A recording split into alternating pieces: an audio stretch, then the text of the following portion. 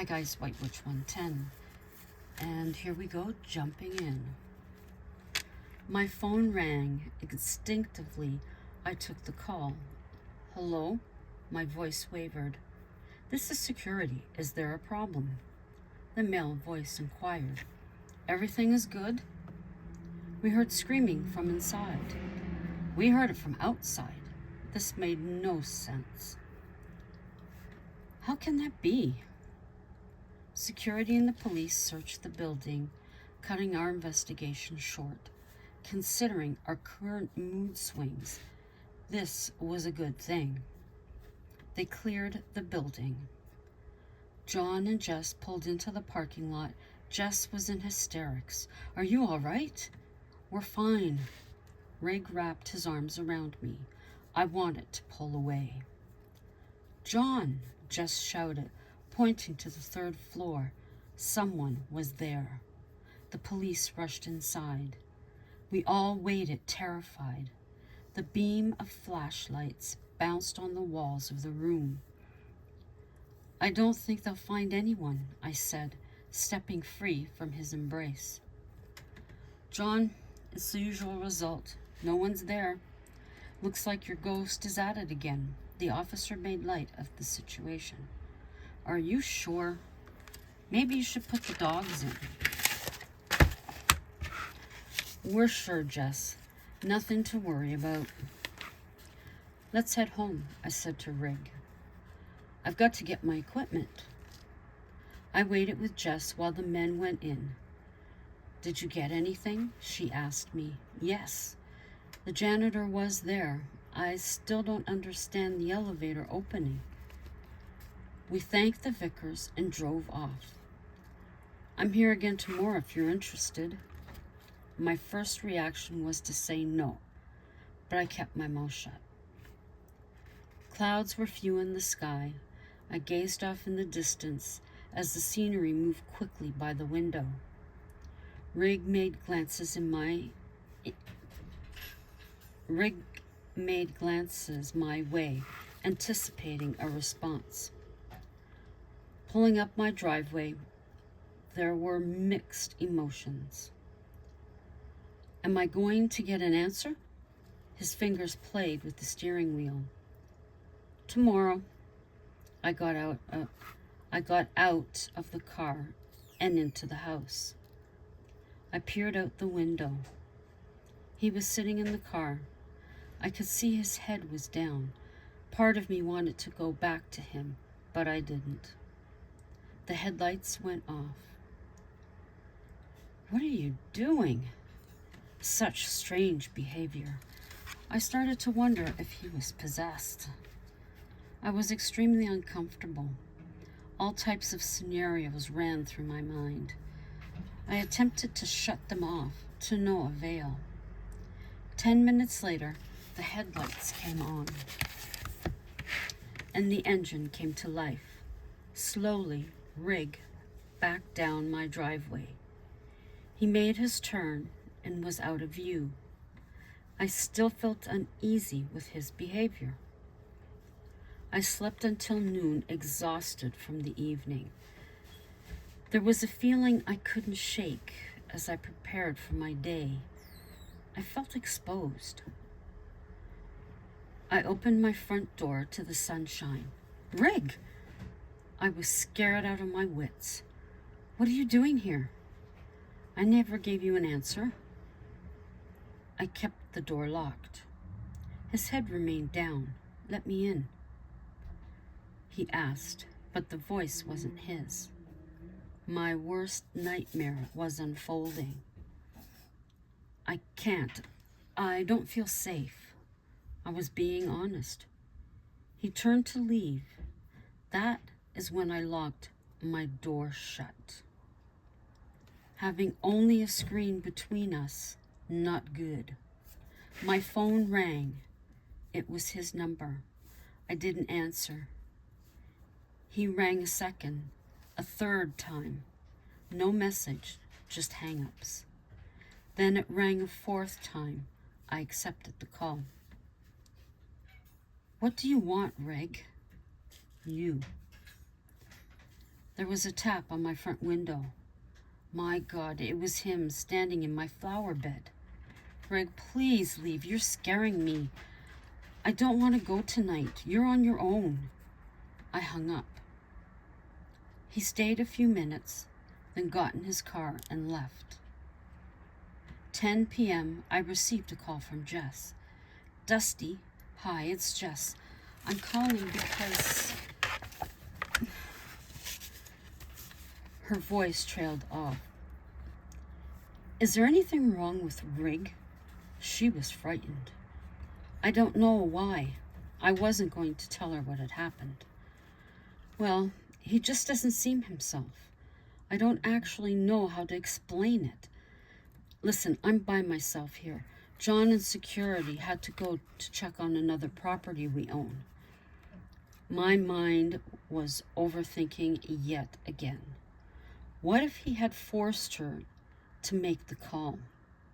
I pictured his menacing stare. Jess sitting in her car, him beside her. I'm on my way. Where is he? Inside the asylum. Don't open your car to him. Keep the doors locked. If you get too frightened, drive away. Your life's worth more than that place. She agreed. When I arrived, I found one honestly frightened woman. She rolled down her window to me. I haven't seen him since he went in. There hasn't been one flash of a light anywhere. Calm down, Jess. I looked at the asylum. I knew what had to be done. You can't go in there. It isn't safe with him like that. I'm telling you, he isn't the person I met yesterday. You can't go in. The woman was in full panic mode. Keep your window up. If he comes out, don't open a door or a window to him. I have no idea what's going on. Taking a very deep breath, I stepped forward. I had no idea what I'd walk into. Once inside, the stillness was overwhelming. Nothing was moving. The hallway seemed darkened in my anxious state of mind. Jess watched my light make its way through the top floor. Her husband and security arrived. The knock on her window made her jump. Who's in the building? John inquired. Dusty and Rig. Rig was not himself. I called Dusty. She came right away. She's going through the building now. She shouldn't be alone, John said, concerned for my safety. No, she wants to handle it. She'll call if she needs help. He didn't like it, but they had no choice. Dusty knew him better than they did, supposedly. With the 2 upper floors cleared, there was only one dreaded basement. I turned my flashlight off when descending the stairs. I took my time to be careful and watch each side of the hall. I finally felt the courage to turn on the flashlight. Before I reached the boiler room, I heard a noise. It was a squeaky wheel. His feet were the first thing I seen. Then his leg came into view. Part of me wanted to run. I was picturing something ghostly.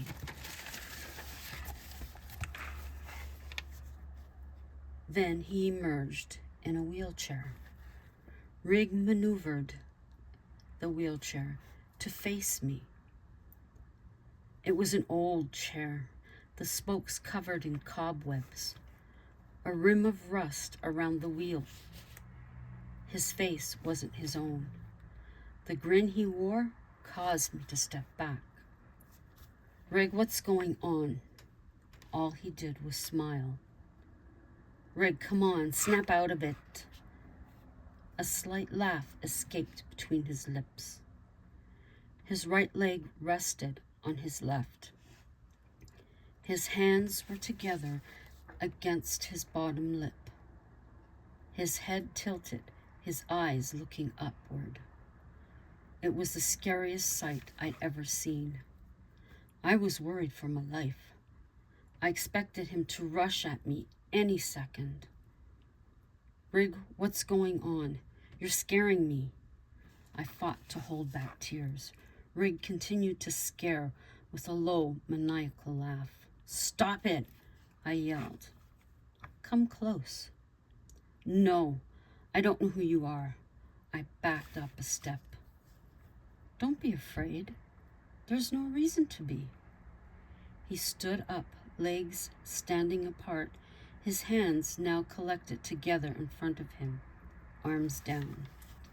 Rig slowly made his way toward me. I couldn't move. Please don't. I put my hands up in front of me. He was directly in front of me. Rig raised his left hand. I closed my eyes. I felt the soft caress of his hand. My insides melted. A tear escaped from the corner of my right eye. He continued to stroke my jawline. I opened my eyes, his pale blues gazing at me. He was reaching into me by them. At that second, I sent out an energy of deep care, the beginning of love. Rig blinked. I knew then he had received it. Rig, I know you're in there. Hun, fight for yourself. Remember who you are. You're only here to investigate, not to become a part of this place. My throat was dry. He leaned in to kiss. When our lips met, I whispered, I love you. So he could feel it. He moved back. Whatever you are that has a hold on him, you have to let go. Anger seeped into my voice. Leave this man alone. You have no right.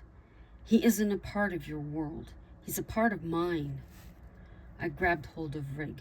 This is my man. You will let him go and allow us to leave. You have no claim on him. I made the sign of an equal armed cross on his chest. Rig collapsed. Rig! Oh my God, Rig! I pressed Jess's number. Come quick, the basement, he's collapsed. Moments later, they were downstairs with us. Rig, help us get you up, John said.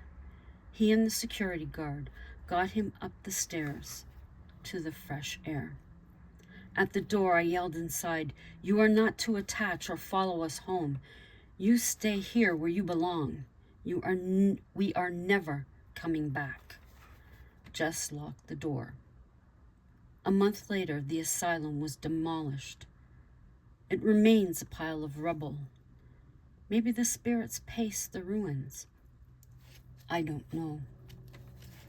And that is the end of the second Rig and Dusty story. I have started the third one, but I am only,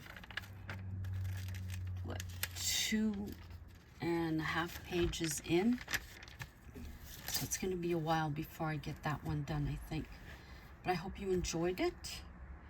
And, excuse me, I still have the 2 crafts to do. The stuff is still sitting here, not touched, as you can see.